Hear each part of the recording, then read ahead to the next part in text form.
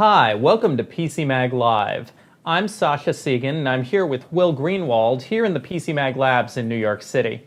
We're here to tell you about some of the top tech stories of the day. We're going to answer a reader question, and we're going to show you one cool thing that has just come into PCMag Labs. Let's start off. The big news today, of course, is that everybody's talking about the PlayStation 4. It goes on sale on Friday, right? Yep. But all the first reviews are out, and Will's been playing some games on it. So I just want to hand it over to you and say, how is it? What's the experience like? So far it's pretty good, but online features were only enabled this morning, so we're still testing, which is why our review doesn't currently have a score, but it will by Friday. The main thing that I've loved about the PS4 is the DualShock 4 controller. This improves on the DualShock 3 and the 6-axis and the DualShock 2 and just all the previous PlayStation controllers in every way. The light bar is kind of annoying because it keeps reflecting off the screen. If you have a glossy screen. But why is your controller glowing? That is the light bar. Let me take a look at this. It shows which player is currently logged in. Mm-hmm.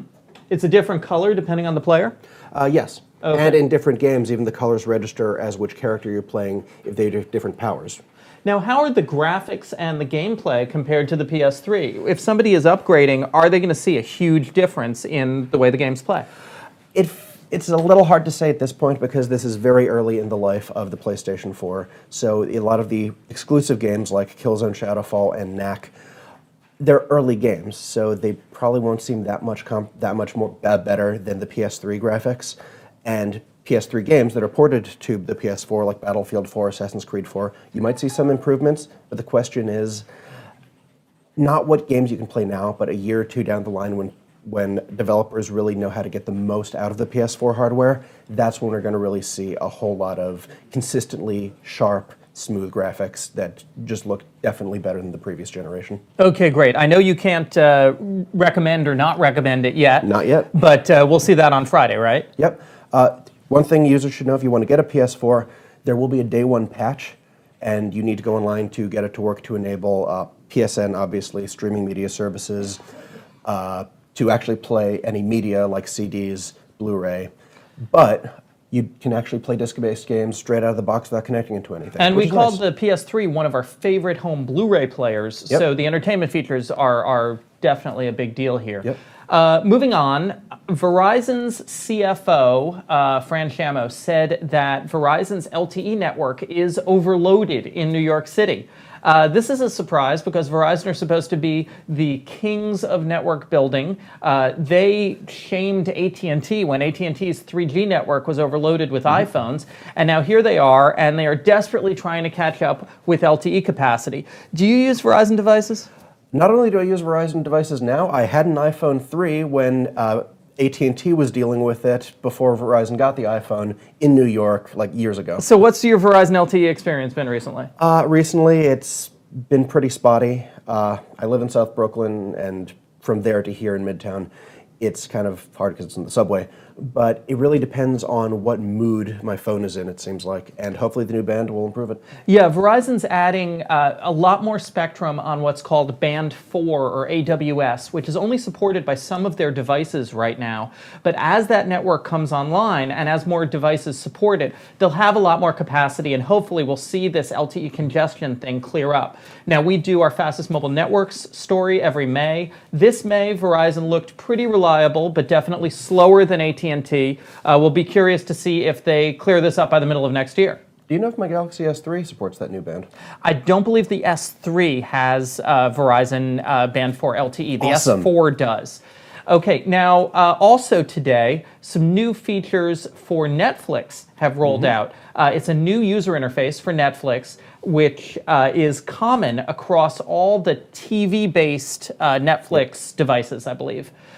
It's much bolder, it's much clearer. It seems to turn Netflix into one coherent channel. They're calling themselves the world's leading internet TV network now. Have you seen the new interface? I haven't yet. I'd love to put it through its paces, but what I really want to know is have they added or will they add playlists and a shuffle feature? Because I just love putting trash on, like junky sci-fi movies and like old TV shows, and just having it on in the background. But with Netflix, you can watch like 3-4 episodes in a row and it says, are you still watching? If I just want like in the background to have kind of my own custom channel you need a playlist feature to really do that. I mean, what makes me curious and a little bit nervous is that they're going in a big way for social network connectivity as well. And that becomes a whole, oh, will you watch what your friends are watching? And then is everybody sharing, like, if I was, say, in theory, watching Hoarders one afternoon, do I really want any of my friends to know that I'm watching Hoarders and not, I don't know, something important on Showtime or HBO or something? I don't know.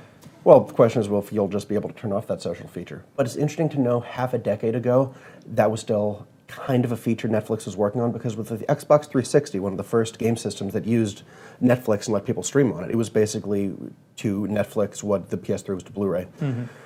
There was a party feature where you could put your little Xbox Live avatars in this theater and have everyone basically sync to the same movie and watch it on a screen within a screen. And it was a really cool effect, and you could have like voice chat. It's something I'd love to see revisited. So if we can get that sort of social feature, that'd be great. Okay, maybe that's coming up. Okay, moving on to our reader question. It is, of course, about the PS4. That's what most people are talking about today.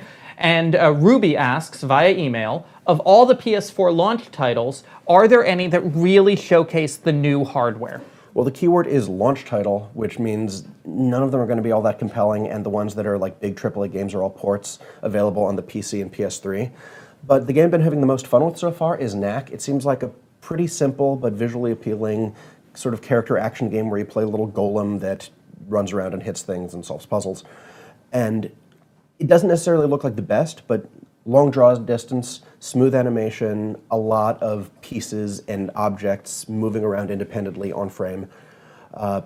Whether you can say that really shows off what the PS4 can do, I think we're going to have to wait a little while before we really see what the system can do. Okay, so yes, you may still want to buy a PS4, but it's going to take some time before we see the games that really take advantage of the hardware. These consoles are on multi-year cycles. Remember that. It takes years for the console ecosystems to really develop.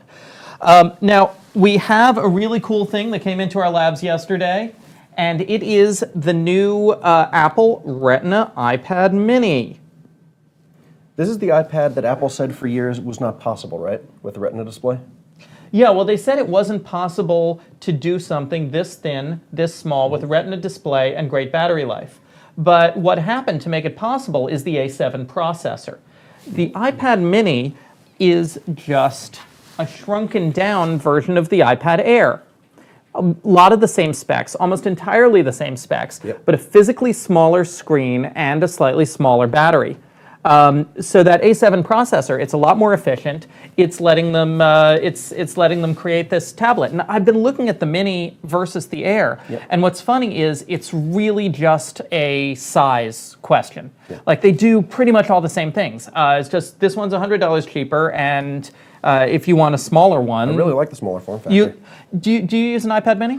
No, I used to use, I still sometimes use an iPad. I currently use a Google Nexus 7, and I'm afraid every time this type of thing comes out, I'm just ping-ponging back and forth between iOS and Android, because then there's a new compelling Android tablet, but then there's a great new iPad Air that solves the problems I had with the previous one, and they'll just be bouncing back and forth. But I'm tempted. Yeah, but of course the big question with the Mini, you mentioned the Nexus 7, is that the Mini is a great tablet, and much less expensive. It starts at $399, and the Nexus 7 is down at $199 or $229, depending on sales. So it's a great tablet. The Nexus 7 is also a great tablet. That's a huge price difference. That's something I'll be looking at in my review, which will probably be up tomorrow morning. So that's it for PCMag Live today. Thank you for joining us. Will is going to go back and play some more PS4 games. He has a heck of a job. I'm going to go back and finish this iPad Mini review, and we will see you guys tomorrow on YouTube and Facebook and anywhere you find us. Please email some questions in, send us some emails, send us some Twitter comments, Facebook comments, and we'd love to feature your question on the show.